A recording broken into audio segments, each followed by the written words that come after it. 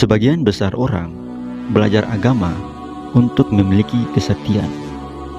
Orang-orang seperti ini yaitu orang yang suka mendongeng, ya, orang-orang Islam yang suka mendongeng.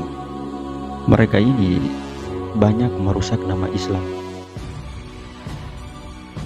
Salah satu contoh, ada beberapa pemikiran Islam, ya, di antaranya sebagian para sufi, sebagian para habib, dan juga sebagian para aliran jamaah tabligh.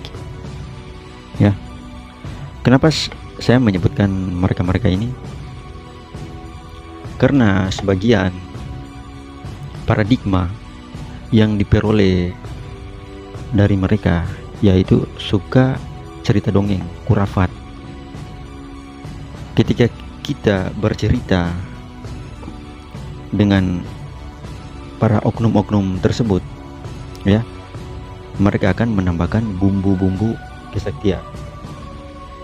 Contohnya Habib-habib yang menceritakan bahwa saya punya guru ketika memegang air bisa masak tanpa menggunakan api. Ya, orang-orang yang penganut-penganut sufi, ya, mereka bercerita, saya pernah melihat guru saya sholat di atas daun pisang. Ini kan dongeng, khurafat yang dibuat-buat tanpa ada bukti yang nyata. Mana buktinya? Mana buktinya? Tidak ada buktinya. Ketika kita menyuruh agar mereka membuktikan, pasti perkataan mereka ini adalah rahasia. Hanya orang-orang tertentu yang boleh melihat.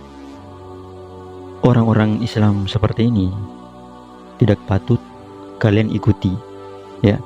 Sebagian para sufi, sebagian para habib, sebagian para jamaah tabligh, ya. Apakah mereka baik?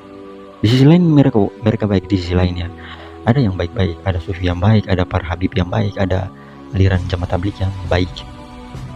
Namun di sini yang saya katakan adalah para oknum-oknum yang suka bercerita tentang kesaktian, ya. Maka dari itu kalian harus pintar-pintar memilih guru, ya. Jangan sampai kalian salah memilih teman atau memilih circle yang baik untuk diskusi agama, ya. Ada satu kisah nyata lagi. Saya pernah bercerita dengan orang jamaah tabligh, ya.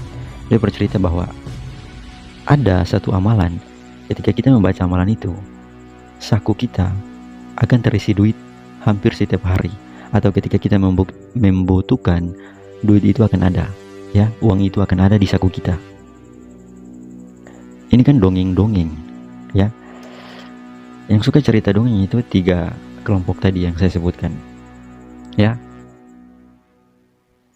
Namun di sini saya tidak menjatuhkan atau merendahkan mereka, hanya meluruskan pemikiran-pemikiran mereka, meluruskan pemikiran-pemikiran mereka.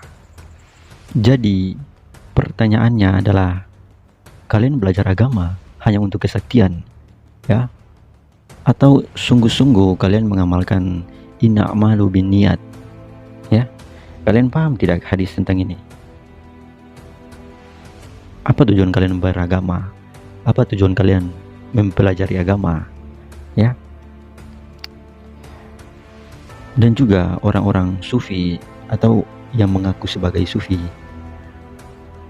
mereka salah mengartikan makrifat, hakikat, ya. Mereka pikir hal-hal ini adalah hal-hal mistis. Ketika mendalami ini, orang yang mabuk atau gila itu bebas kalau dia itu wali, ya. Dan juga mereka mengatakan wali itu ada beberapa tingkatan. Hey, Bodrex, wali itu hanya Allah yang tahu, bukan Anda yang tahu, bukan Anda yang menentukan, bukan guru kalian yang menentukan. Disclaimer, ya, saya tidak mengatakan mereka semua itu pemikirannya sesat, namun sebagian saja, sebagian dari sufi, sebagian dari para habib, sebagian dari para jamaah tabligh, yaitu kebanyakan para oknum di dalamnya. Yang rusak bukan nama sufi, nama habib, nama jamaah tabligh, namun para oknum, ya, oknum-oknum di dalamnya membuat kerusakan, membuat pemikiran sesat, belajar agama hanya setengah, lalu sudah berani menyimpulkan. Orang-orang seperti ini banyak kita temukan di dunia perkuliahan. Mereka memanggil dia itu wali, yang sana wali. Mereka menganggap diri mereka wali. Hei bodrex, yang tahu wali itu hanya Allah. Allah yang mampu mengetahui dia ini wali, dia itu wali. Ya, dan juga mereka selalu mengatakan karomah, dia itu memiliki karomah. Kalian tahu apa arti dari karomah? Itu kan karunia Allah, keistimewaan Allah, kelebihan yang diberikan kepada seorang hamba yang Allah cintai. Ya, bukan berupa kesaktian, bukan berupa orang itu memegang air tanpa api lalu bisa masak, memegang telur tanpa direbus, tanpa dimasak lalu bisa matang. Bukan seperti itu, bodrex. Ya, karomah itu bukan seperti itu, Fuma. Makanya kalau belajar agama itu kritisi. Dalam surah Al-Imran ayat 190 sampai 191 mengajarkan kita untuk berpikir kritis. Ya. Jadi Anda harus berpikir kritis sebagai orang Islam. Ya, berpikir sampai akar-akarnya. Berpikir secara radikal, ya. Radikal dalam pemikiran, bukan kelakuan. Oke. Maka dari itu saya tegaskan lagi ya. Pilih guru yang IQ-nya bagus, EQ-nya bagus, ya, emotional intelligence itu sudah sangat tinggi. Kalian harus paham hal-hal seperti ini, ya. Cari guru yang punya kecerdasannya tinggi, guru yang bijak, yang punya logika tajam, agar kalian tidak sesat dalam berpikir, tidak sesat dalam beragama, tidak sesat dalam kehidupan, ya, supaya kalian tidak bodrex. Oke. Orang-orang sufi, para habib, jamaah tabligh, mereka salah mengartikan tasawuf. Ya. Tasawuf itu bukan kita membaca basmalah lalu bisa terbang, lalu bisa menghilang, bisa lari di atas air, bukan sholat di atas daun. Itu bukan konsep tasawuf, ya. Makrifat itu bukan tentang keilmuan mistis, kesaktian, bukan. Itu cara kita mendekatkan diri kepada Allah. Hakikat juga seperti itu, ya. Jadi jangan salah artikan. Kalian terlalu bodrex, ya. Pahami apa itu tasawuf yang sebenarnya. Karena kenapa Imam Syafi'i tidak menyukai orang-orang sufi?